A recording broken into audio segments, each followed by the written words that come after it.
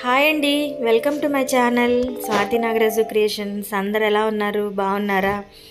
ఇవాళ అయితే వీడియోలో గోంగూర పచ్చిరొయ్యలు చేద్దామండి.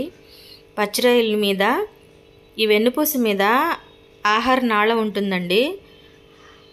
అది నల్లగా ఉంటుంది, ఉడికిన తర్వాత బాగుండదు. అందుకని చాకుతో పైన కొంచెం కట్ చేసుకుంటే అది ఈజీగా వచ్చేస్తుందండి ఆ పేగు. అప్పుడు మనం శుభ్రంగా కడుక్కొని పెట్టుకుంటే బాగుంటుంది.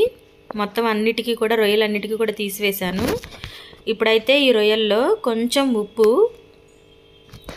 కొద్దిగా పసుపు వేసుకొని కొంచెం గిన్నెకి గట్టిగా రాసి బాగా కొంచెం పిసికినట్టు కలిపితే ఆ లోపల ఉన్న నీచంతా కూడా పోతుందండి. 1-4 సార్లు కడుక్కుంటేనే ఈ రొయ్యల స్మెల్ అనేది తెలియకుండా ఉంటుందండి. శుభ్రంగా కడుక్కొని ఒక ప్లేట్లోకి తీసుకుంటున్నా.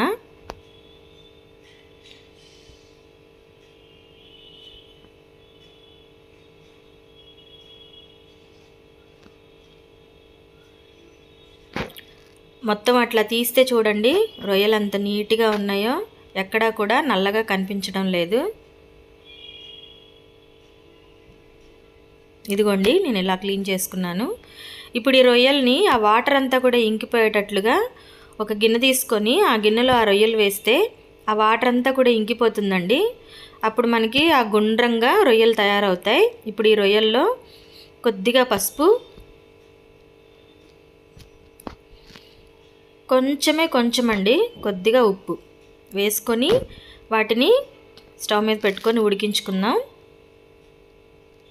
ఇవి దగ్గరకు వచ్చేస్తే రౌండ్గా వచ్చేస్తాయి కదండి, కొంచెం ఉడికించుకుందాం. ఇప్పుడు ఈ గోంగూరలో ఒక 4 పచ్చిమిరపకాయలు తీసుకొని ఒక గిన్నెలో వేసుకొని ఒక 4-5 సార్లు కడుక్కున్న గోంగూర తీసుకొచ్చి ఈ పచ్చిమిరపకాయలు దాంట్లో వేసేసుకొని గోంగూరని ఉడికించుకుందామండి.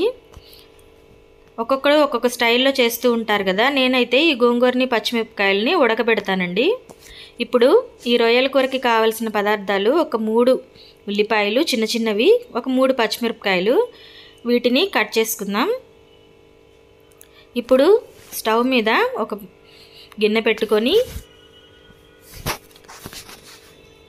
ఆయిల్ వేసుకుందామండి. గిన్నె వేడెక్కిన తర్వాత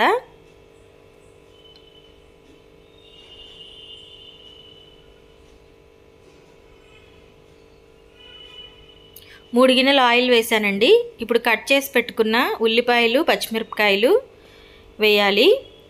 రొయ్యలు చూసారా ఉడికిన తర్వాత ఎలా వచ్చినాయో. ఇప్పుడు ఆయిల్ వేడెక్కింది కాబట్టి ఉల్లిపాయలు పచ్చిమిరపకాయలు వేస్తున్నానండి. చక్కగా వేయించుకుందాం. లైట్ గోల్డెన్ బ్రౌన్ వచ్చే వరకు వేయించుకుందాం. ఇప్పుడు కొంచెం కరివేపాకు,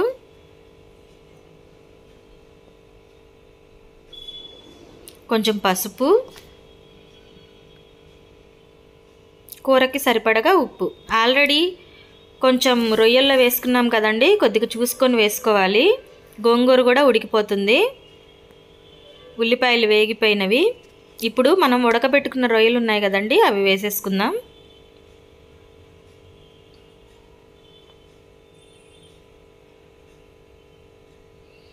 ఆయిల్లో మంచిగా ఫ్రై అయ్యేటట్టు వేపుకుందామండి. మూత పెట్టేసుకుందాం. ఇప్పుడు గోంగూరని తీసుకొని అందులో కొంచెం ఎక్సెస్ వాటర్ ఉంటాయి కదండి, ఆ వాటర్ కొద్దిగా వంచేసుకొని ఈ పచ్చిమిరపకాయలు గోంగూరని పప్పుగుత్తితో రుబ్బుకుందాం. మిక్సీలో వేస్తే మరీ పేస్ట్లా ఉంటుందండి, బాగుండదు. అందుకని పప్పుగుత్తితో మనం రుబ్బుకుంటే కనుక బాగుంటుంది.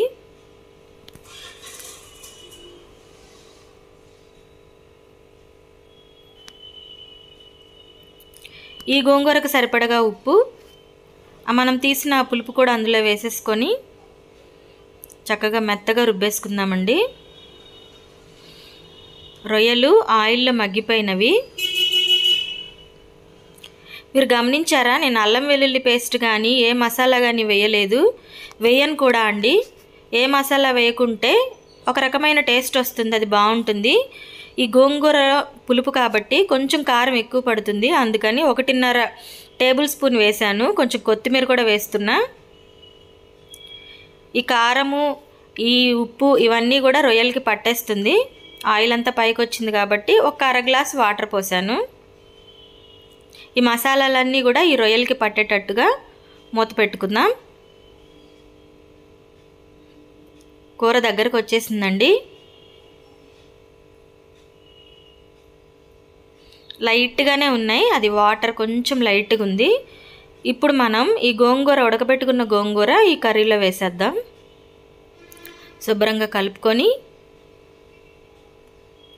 ఇప్పుడే మనం టేస్ట్ చూసుకోవాలండి. టేస్ట్ సరిపోయిందా, ఉప్పు లేదా, ఎలా ఉంది అన్నది ఒకసారి చూసుకోవాలి. ఈ పులుపు ఉంది కాబట్టి ఈ కూరలో కొంచెం కారం ఎక్కువే పడుతుంది. అందుకని గోంగూరలోనేమో 4 పచ్చిమిరపకాయలు వేశాను. కూర ఉడికేటప్పుడు 3 పచ్చిమిరపకాయలు వేసాను, 1.5 స్పూన్ వేసాను. దించే ముందు కొంచెం కొత్తిమీర చల్లుకొని దించేసుకుందామండి. కూర అయితే రెడీ అయిపోయింది. ఒక్కసారి మసాలా ఏమీ వేయకుండా న్యాచురల్గా ఇలా వండి చూడండి, మీకు తప్పకుండా నచ్చుతుంది. ఈ టేస్ట్ చాలా బాగుంటుందండి. మసాలా వేసిన దానికంటే కూడా మసాలా వేయంది కూడా చాలా బాగుంటుంది కూర. ఒక్కసారి ట్రై చేయండి. ఇదిగోండి, పచ్చిరొయ్యల గోంగూర అయితే ఇలా రెడీ అయిపోయింది. నచ్చిందా? ఒకసారి ట్రై చేస్తారా? ఎలా వచ్చిందో నాకు కామెంట్ రూపంలో పెట్టండి. గోంగూర పచ్చిరొయ్యల కూర అయితే చాలా బాగా వచ్చిందండి. నాకు సబ్స్క్రైబ్ చేసిన మీ అందరికీ కూడా నా హృదయపూర్వక వందనాలండి. నా వీడియోలు తప్పకుండా చూసి లైక్ చేయండి. సబ్స్క్రైబ్ చేయని వాళ్ళు ఇంకా ఎవరైనా ఉంటే సబ్స్క్రైబ్ చేయండి, నన్ను సపోర్ట్ చేయండి. Thank you friends. బాయ్.